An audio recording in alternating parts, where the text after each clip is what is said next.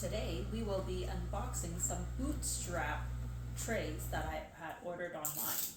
So it's actually the first time that I had ordered these Bootstrap trays. I ordered them because from what I've read, it's supposed to be really durable and that I could use it for years to come. So I always wanted something a little bit more durable, of course, something that would last and not be so flimsy when I move my plants around.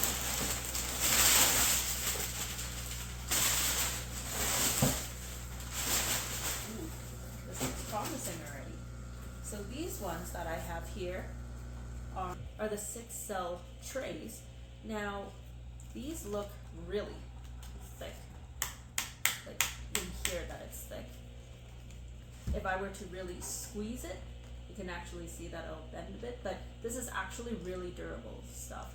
Like, given that I squeeze it in the future with soil and a little seedling, it'll pop out really well. And with that said, there's these really thick holes that I can actually put my finger through, so then I can actually just push my little seedling up, which I am really excited for, actually. And these are the 6 cells. These ones, are my 4 cells. These 4 cells are obviously bigger than the 6 cells. These 4-cell trays actually also have a really large hole at the bottom where then I can just push my finger in and take out my seedling that I'm ready to transplant later on. With that said, something that I really like about the 4 cells and the 6 cells is on the side of each plug or cell, there's actually cuts where then air can actually penetrate into the roots and into the soil. So it's not just always sitting in water and only having oxygen at the top. There's also oxygen that can get into the plant on the sides. So that is a bonus. With that said, these 6 cells, what I plan to grow is perhaps individual or even a small 2 or 3 seed cluster of lettuces or various types of leafy greens. And with these ones, I will grow tomatoes, peppers in a potting up stage, as I had already sowed some seeds for tomatoes and peppers and onions and whatnot already. And with that said, some of my tomatoes are already ready to be planted or planted into separate cells, simply because I actually planted several seeds in one cell earlier for germination purposes, simply because one, I don't know if all seeds were going to germinate and how pretty much how successful I would be. So then now it's also time to separate it into its little own home until I'm actually able to transplant it and grow it outside in my climate.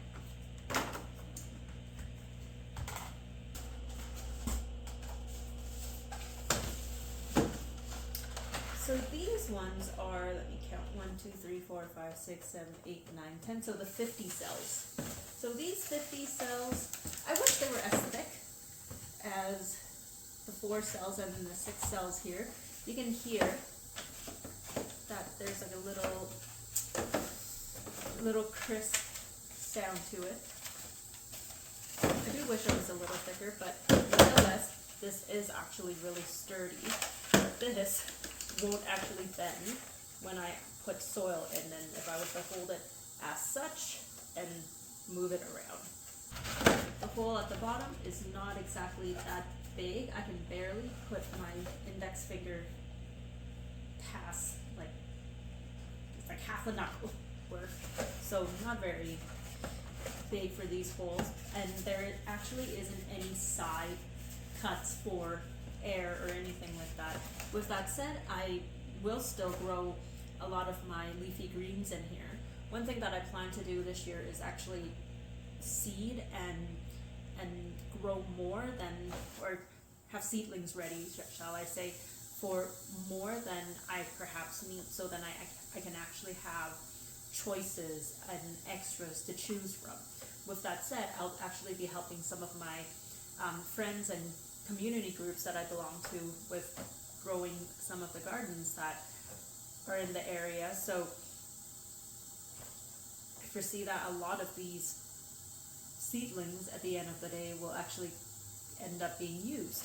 So I just don't like to waste anything. And then here, these are my trays. So these trays are also called the 1020 trays or the flats, and the idea is I am actually then able to put my 6 cells or my 4 cells into here and water. As you can see, I can actually put 1, 2, 3, 4, 5, 6, 12 sets of 6 cells in here. So I will be able to grow a lot like this. So, and I got many of these trays.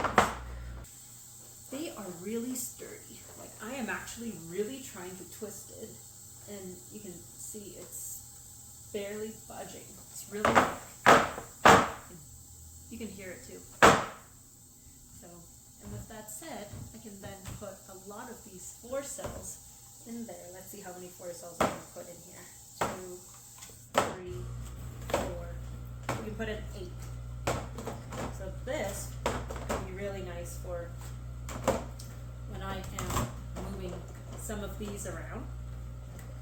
And again, I love that it is high enough and sturdy enough that I know I'm not going to drop it, because I've bought some trays in the past where it was so flimsy, I literally had to hold it with 2 hands and hug it. And it was kind of wishy-washy still. And with that said, I did in the past break some of my seedlings just because the way I had to hold it, it snapped, which was a waste of effort at the end of the day.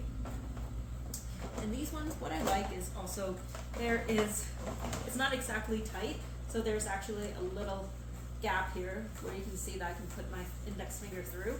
So it's really nice that I can just then water, or put water here for bottom watering, and I pretty much don't really need to move any of the cells out, so I can actually put some water here, which is great. This is an example of a shallow tray. Of course, this is a boot tray, which is really the 1/2 inch to 3/4 of an inch thick idea. So of course here you can see I've put in the 6 cell trays and the 4 cell trays, and you can see that there is actually a lot of space in between, and it doesn't really hug the tray as much. So the idea of a shallow tray is really for microgreens or things that you will be harvesting more on the surface, whereas for this as the shallow tray as well, given that I was to put water on the tray for bottom watering, then I probably would have to come back and rewater a few times just in order for all of my 6 cells or 4 cells, regardless of what I put in, to really have enough water to wake up from the bottom for bottom watering. And of course, because the shallow tray isn't actually all that thick, then it actually won't hold as much water. Or even if I was to have all of these cells filled with soil and plants and water and whatnot, if I was to move it around, it'll actually be really heavy. And because of how shallow the tray is, I might not actually be able to move everything in one go, just because it can't support all of my trays and the walls of my contents. However, so this one here, this is the deep tray, so the 1020 tray, the typical 1020 tray, where I have here the 4 cells, and of course I was actually able to put 8 4 cells here, and the 8 4 cells times 4 really gives me 32 different plants I can put here. And as you can see, it is 2.25 inch thick, so it actually comes up to half the height of my 4 cells, and it actually is really sturdy, and it can actually hold all of this together. And as mentioned, there's actually a good gap here that I can actually put water in for bottom watering, and I can put quite a bit in compared to the shallow tray. And of course, if there's any extra water, I can just come back, put a paper towel or a towel in, and just have it all soaked up, so then my seedling roots are not just sitting in water. And this here is the 50 cell tray. As you can see, I can just take it, the whole system, and just put it on top, and it fits perfectly well. There isn't as much of a gap here, so I probably do have to lift it up a little bit in order to put some water in. Or if I'm just very particular, there are these little holes. If I can actually like funnel some water through, then I won't even have to lift anything up. So this is really nice to just pick up and just carry as a whole. And with that said, there is the 6 cell trays here. So here I was actually able to put 12 sets of 6 in, which gives me 72 little individual units at the end of the day. And what I really like about this in comparison to the 50 cell tray is that it's in sets of 6. So if I want, I can actually grow 6 sets of the same lettuce and just put one label or one tag into it. So that's just nice that way. Or I can even grow only 3 of, say, tomatoes, 3 of another kind of tomatoes, or 2 of the same kind of tomatoes, another 2 of tomato B, and another 2 of tomato C. So it's just nice organization that way. And of course, it all fits into the 10-20 tray, and I can also put water on the side here. So I am actually really excited to try these plugs and trays out this spring, while I am actually now trying to germinate and grow some of my little seedlings to plant for the summer. I chose black for the colors of my cell trays simply because I was thinking that black will actually hold a lot of the heat, and that will in turn warm up the roots and the seedlings and the soil a bit better, so it would give it better growth. Of course, there's other colors as well, but I chose black just for simplicity as well too. So until next time, thank you for joining me today. Thank you for watching this video. Don't forget to like and subscribe. Let's grow together.